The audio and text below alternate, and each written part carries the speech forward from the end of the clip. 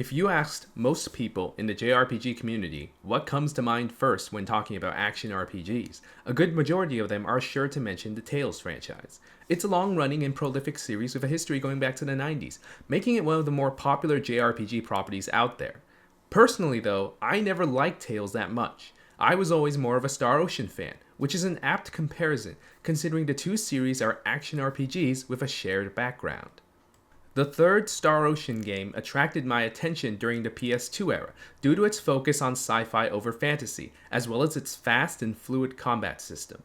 I would play at least one or two Tales games around the same time, but I always found the combat sort of awkward, so I never got into it. I know LMBS is iconic for that series, but to me it always felt incredibly clunky, especially when compared to Star Ocean's freedom of movement. Unfortunately, Star Ocean never managed to reach the level of popularity that Tales has. With only 6 mainline games and an incredibly uneven level of quality, it's pretty easy to see the reason why. Still, I've always believed that the franchise could one day reach those heights, and with the release of 2022's The Divine Force, that belief has grown stronger. A quick history lesson before we get into all that.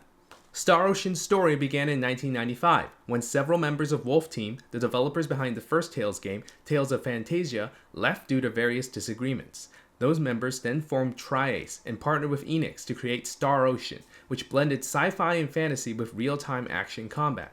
The first game did pretty well for itself, but it wasn't until its sequel, The Second Story, that Star Ocean as a franchise hit the big time. It was an incredibly popular game that made more use of sci-fi elements and essentially codified many aspects of the series that would become staples, including an incredibly complex skill system, memorable characters with great designs, and a fantastic soundtrack from the ever-versatile Motoi Sakuraba. Of course, the game that got me into the series, and is still my favorite of the bunch, is Star Ocean, Till the End of Time. The game dominated my middle school years with its fluid and intuitive combat system, and a plethora of side content meant that I had plenty of reason to keep playing the game. I know that in general, the third game can be pretty divisive among the fanbase, but for me, it will always have a special place in my heart. Unfortunately, those two games are probably the only real highlights in the Star Ocean series. I never really got to play much of the first game, but I did play the remake, and I found it rather lacking. The fourth game, meanwhile, is much maligned in terms of public opinion, even though I think the game is rather good myself, and the less said about the fifth game, the better. Star Ocean as a franchise has always felt like it was constantly struggling to tread water, and there was always a feeling, at least for me, that it was only one step away from getting permanently shelved like so many other franchises of the 90s and 2000s. In any case, 2022 eventually comes along with a big announcement, The Divine Force, the 6th mainline game in the Star Ocean series. Obviously, I'm interested, but I'm also cautious. The fifth game, Integrity and Faithlessness, really let me down in a lot of ways, and I really began to doubt if Star Ocean could ever recover as a franchise after a flop like that. Even as I watched gameplay of The Divine Force, worry went out over optimism as I anxiously waited for the game to come out so I could experience it myself. Eventually, I did manage to get my hands on the game, and to be honest, I didn't really come away all that impressed. The cast is rather bland, though they have decent designs, and while the overworld is a little better than that of the last games, there's still a glaring lack of interactivity in the environments. Maybe the biggest sign of the game's lack of polish comes in a cutscene in the latter half of the game. In it, the main characters are in the cockpit of their spaceship, engaging in a battle against another ship. The fight goes on for several minutes, and yet most of the time is spent inside the main ship's cockpit, with only very short flashes of the actual battle outside. It smelled strongly of budget restraints, even if I can't say for sure that's what it really was. Look, I don't want to blame companies for not having enough money. There are plenty of games that have done really inventive things due to not having the budget to do what they really wanted. But this is Star Ocean we're talking about. It's a Square Enix property. Why can't Square Enix give Tri-Ace enough money to make one space battle, even if it's just to make this moment more impactful? It's really unfortunate that the state of Star Ocean is that it doesn't deserve a higher budget even when it needs it.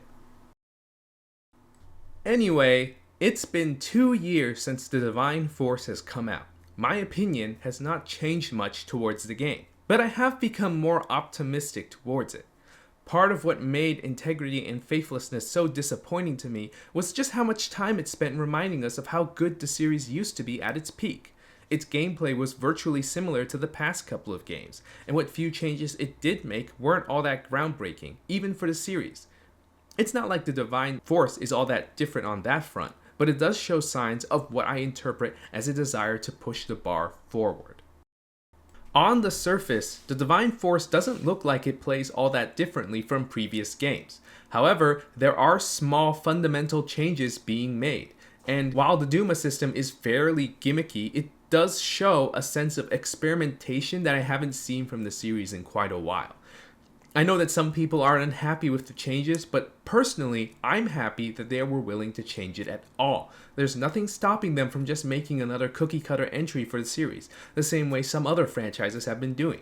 The fact that they tried to iterate and evolve to make something different, even if it wasn't that successful, is something worth praising. To me, it's a sign that Tri-A still has a passion for creating interesting video games, something that I hope won't go away anytime soon. Last year, Star Ocean released a remake of the ever-popular second game, titled The Second Story R. It was just a remake, and it wasn't even developed by Tri-Ace, but the important thing is that it was incredibly popular. It made the series a lot of new fans, and I think overall the profile of the series is a lot stronger because of it. I hope that the remake's success gives Tri-Ace some motivation and lets them realize that there really are a lot of Star Ocean fans hoping for that next big hit.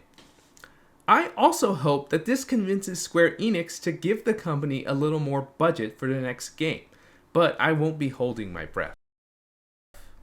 In my opinion, it's been 20 years since the Star Ocean series has managed to release a game that has really had an impact on the JRPG zeitgeist. With all that in consideration, it might be foolish to think that Star Ocean could ever break out into the popular mainstream again, even if it's just among JRPG fans. Even so, I still think that Tri-Ace can come up with something great, and I hope Square Enix realizes that they have something that has the potential to stand shoulder to shoulder with their biggest flagship titles.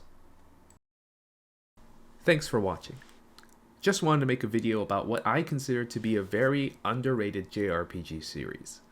I've always had a soft spot for Star Ocean, and after ruminating a bit on the newest entry, I sort of had to get my thoughts out somehow. If you happen to be a fan yourself, I'd love to hear other opinions about what you think the Divine Force signals in terms of the franchise's future. Subscribe if you want to catch my next video, and I'll see you next time.